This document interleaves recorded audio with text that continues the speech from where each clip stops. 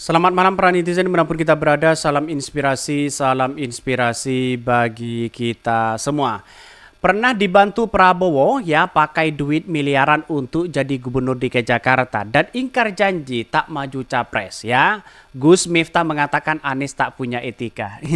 Gimana begitu kok Gus Miftah ikut-ikutan masalah politik hari ini begitu wajar dia pendukung Prabowo begitu.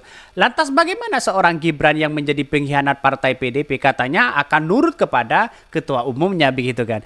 Dia kan Gus Miftah tidak memikirkan politik yang sebenarnya terjadi begitu kan. Kenapa sih kok masih ada pembelaan sana sini begitu kan.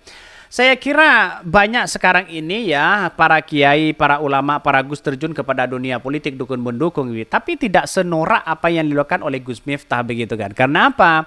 Karena satu sisi boleh mendukung begitu kan. Ya boleh mendukung kepada siapapun. Justru wajib kita sebagai seorang kiai Gus begitu kan bagaimana untuk menjadi kontrol dari tiap-tiap tiap-tiap ya calon-calon itu begitu. Kalau seperti ini kan juga di satu sisi kan kebablasan begitu kan ya. Dianggap Anies Baswedan tidak punya etika dan sebagainya. Lantas bagaimana dengan PKS begitu kan yang sudah berdarah-darah di situ tidak pernah kok mengatakan seperti itu begitu.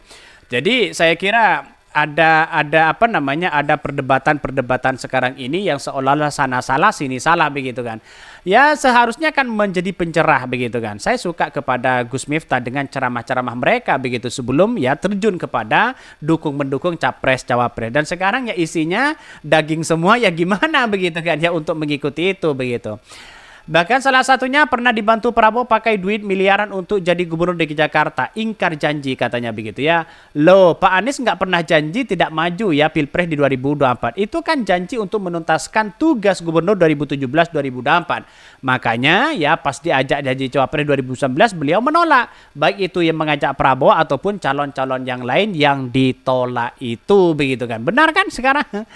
Ya kalau hanya mempelintirkan orang sana sini gimana begitu. Apalagi ya terkait dengan blundernya Endasmo ya etik dan sebagainya begitu. Banyak yang kemudian kesalahan fatal dari seorang Prabowo. Maka saya katakan sejak awal, kalau Prabowo terus-menerus seperti itu, begitu dikit-dikit marah ya, bisa saja ya kegagalan ke Pak Prabowo ketiga kalinya untuk nyapres begitu kan. Kalau gagal lagi gimana coba bayangkan. Masyarakat Indonesia kan sudah paham apa yang kemudian dilakukan oleh seorang Prabowo begitu kan. Seharusnya Prabowo mencari suasana baru mereka, ya cari kelemahan mereka, cari kelemahan dari seorang Anies Baswedan, seorang Ganjar di situ begitu kan. Tapi ini kan justru menggali kuburnya sendiri mereka begitu kan. Kenapa? Karena pada akhirnya tidak perlu ucapan sekotor itu begitu kepada lawan-lawan politiknya. Bagaimana dengan Prabowo yang sudah hianati ya pendukungnya apakah dia ingat ya dengan uang-uang yang dikumpulkan pakai karung plastik donasi dari pendukungnya. Mereka punya uang pas-pasan demi mendukung Prabowo, akhirnya ditinggal begitu saja. Bagaimana dengan Gibran yang ditinggal oleh Bu Mega? Sama aja mereka begitu, lebih parah begitu kan. Bahkan si Gibran mengatakan akan patuh kepada Bu Mega. Beda dengan Anies Baswedan di situ begitu. Bahkan ya Miftah syukur ya nyeblak aja ngomongnya ya kontrak politik tidak ikutan nyapres saat Anies jabar gubernur ya saat 5 tahun. Ini gimana begitu banyak sekali pro dan kontra ya lihat saja begitu itu dapat dari masyarakat begitu kan.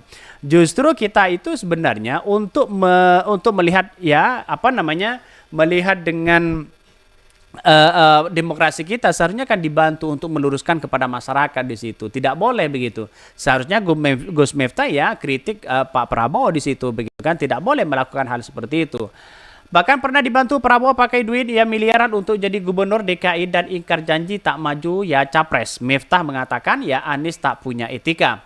Pendakwa Miftah Maulana Hibibur Rahman atau Gus Miftah menilai Anies Baswedan tidak mempunyai etika dengan ingkar janji tidak maju begitu kan ya menjadi calon presiden ya padahal sudah dibantu ratusan miliar saat maju sebagai gubernur DKI Jakarta.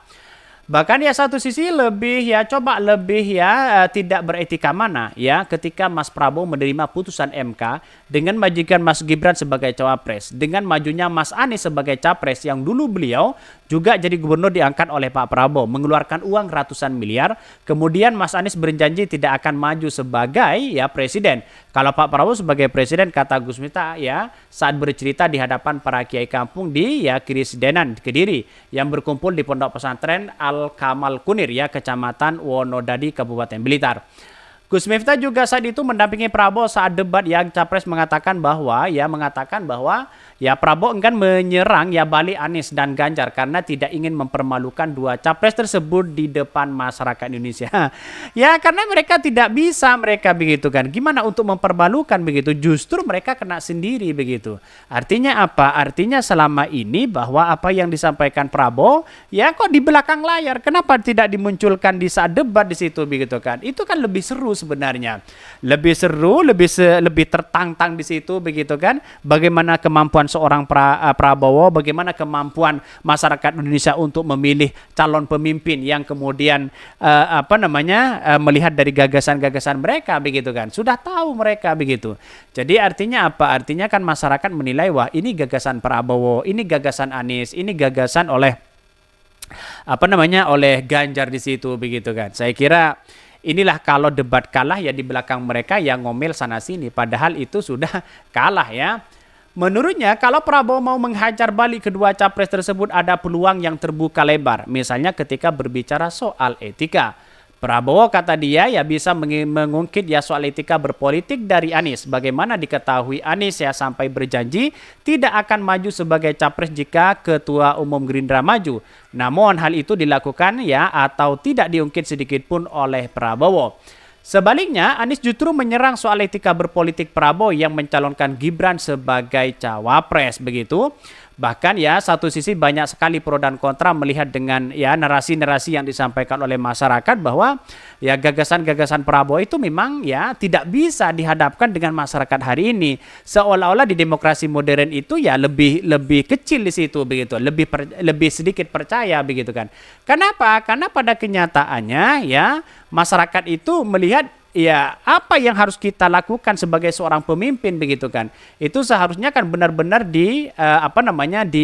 dilakukan ya benar-benar digunakan semaksimal mungkin kepada masyarakat begitu. Seharusnya kan seperti itu begitu. Tapi sayang seribu sayang begitu sekarang banyak muncul spekulasi bahwa gagasan-gagasan itu ya dari seorang Prabowo ya kecil mereka apalagi dengan kata-kata endasmu begitu kan ya. Ini kan logika yang aneh mereka begitu. Sampai-sampai memunculkan spekulasi seperti itu. Ada apa begitu? Saya heran sih sebenarnya. Dari dulu Pak Prabowo 2014, 2019 tidak pernah seperti itu begitu kan. Ada apa begitu kok tiba-tiba sekarang ya melakukan itu begitu. Kan aneh mereka begitu sebagai ya calon pemimpin padahal 3 kali sudah kalah begitu. Oke ya mungkin itu ya yang kami sampaikan ya tonton terus channel Khodari Podcast Rakyat ini karena ada berita-berita menarik dan viral setiap harinya. Salam para netizen, salam inspirasi bagi kita semua. Jangan lupa di subscribe di YouTube Khodari Podcast Rakyat ini.